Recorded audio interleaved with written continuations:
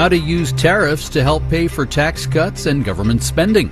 Marketplace Morning Report is supported by Affinity, provider of the CRM for the private capital relationship economy. Affinity knows who has the best relationship with the right startup. Affinity.co/marketplace. I'm David Brancaccio in Los Angeles. Gasoline prices are keeping overall inflation steady, we learned yesterday, but setting aside volatile food and fuel, the core rate of inflation went up 0.3% from June to July, the biggest jump in 5 months. The higher import taxes, tariffs applied by the Trump administration are part of that, economists tell us. At the same time, the tariffs are a moneymaker for the U.S. government. The nonpartisan Committee for a Responsible Federal Budget finds import taxes are bringing in billions of dollars in new revenue every month. Marketplace's Mitchell Hartman reports. President Trump crowed earlier this week that it's so beautiful to see all the new revenue coming in from his tariffs. Mark Goldwein is at the Committee for a Responsible Federal Budget. These tariffs are becoming big revenue generators. Before Trump's second term, tariffs brought in about $7 billion a month. That could soon hit $40 to $50 billion. Over the next 10 years, if tariff rates and revenues hold steady, which is by no means certain, Goldwein predicts federal deficits will be $2.8 trillion lower. Not enough to pay for the one big beautiful bill, not enough to move our budget towards balance, but tariffs may start raising more than the corporate income tax. Still, there are a lot of variables at play. The revenue effects, they are the least certain aspect of the whole tariff debate.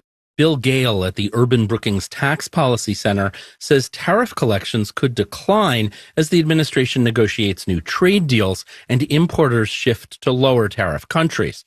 Also, it's not clear what the administration plans to do with the new money. There's discussion that they want to rebate the revenue to individuals. If they rebate it, then it's not cutting the deficit. Most economists predict the tariffs will lead to slower growth and lower incomes for individuals and businesses, cutting into government tax revenues from other sources. I'm Mitchell Hartman for Marketplace. And even with that tariff revenue up, the federal budget deficit is up 20% year over year, according to new Treasury Department data. Tomorrow, Social Security becomes a nonagenarian. It's the 90th anniversary of the Social Security Act, which ushered in more universal retirement security in America. Without changes, the program will no longer be able to pay full benefits. There's a turning point projected for 8 years from now. Marketplace's Nova Safo has more. Before Social Security, America had literal poorhouses, places where people who could no longer work could find shelter and food. Then at the height of the Great Depression in 1935, President Franklin D. Roosevelt signed the Social Security Act into law. We can never insure 100% of the population against 100% of the hazards and vicissitudes of life, but we have tried to frame a law which will give some measure of protection. Today, 74 million people are getting Social Security benefits. Social Security is incredibly popular. Bill Sweeney of AARP says 96% of Americans approve of the program. In a new survey, AARP found that the number of people who said they significantly rely on Social Security payments went up to 65% compared to 58% a decade ago.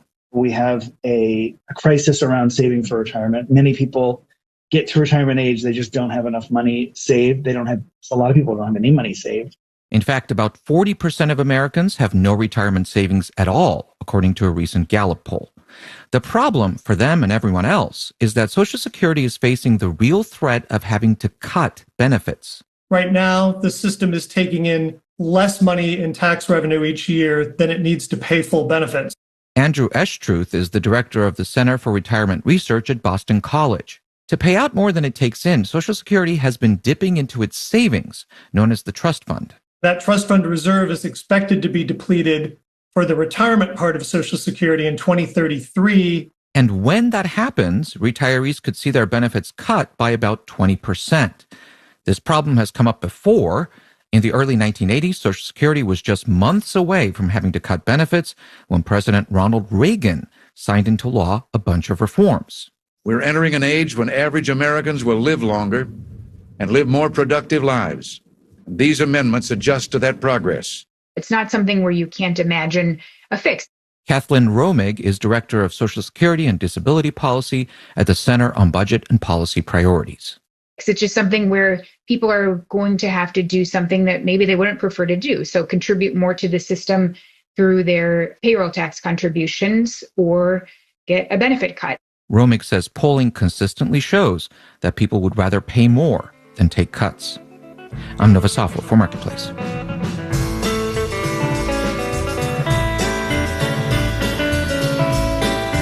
Marketplace Morning Report is supported by Schwab.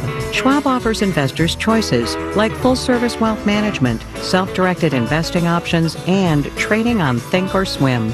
More at schwab.com. And by This Old House Radio Hour podcast, answering listeners' DIY and renovation questions and diving into home design trends, available in podcast apps. On the bet that yesterday's inflation report was tame enough to still allow the Federal Reserve to cut interest rates in September, stock indicators hit new all-time highs. The S&P went up 1.1% to a record. Also, it's the highest close for the NASDAQ on a jump of 1.4%. Lower interest rates decrease the cost of borrowing for companies and can boost consumer activity as well as making stocks look more attractive than bonds. This morning, Dow, S&P, and NASDAQ futures are all up in the 2 to 0.3% range. The benchmark 10-year interest rate is down 4.25%. To counteract especially high U.S. tariffs, Brazil's president, Luiz Inácio Lula da Silva, has announced a $5 billion package of help for especially smaller companies there. The BBC's Katie Silver reports. Now, exactly how they'll fund this is unclear, but they have pledged to match that 50% tariff rate that Washington has put on. So that will generate some revenue. Potentially, they might use some of that revenue towards this funding. There has also been a report in recent weeks that the government was thinking about shifting some of the money that is managed by the State Development Bank into supporting local firms that will be hit by the tariffs. There's a big plan that we're expecting to be announced by Brasilia later today. Katie Silver is with our newsroom partners, the BBC. In Los Angeles, I'm David Brancaccio. This is the Marketplace Morning Report.